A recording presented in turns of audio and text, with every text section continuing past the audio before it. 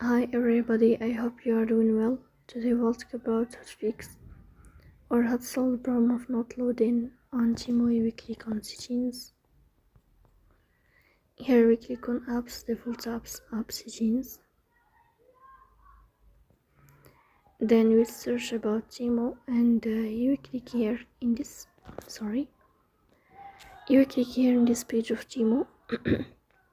Then we click on first stop and you click OK. Here you will enter to storage. Then we click on clear cache. In the end you will turn off your phone and you will restart your phone again to fix that problem. So that's all. Don't forget to press the like and subscribe. See you next time in another video, and thank you for your watching and your attention. Goodbye.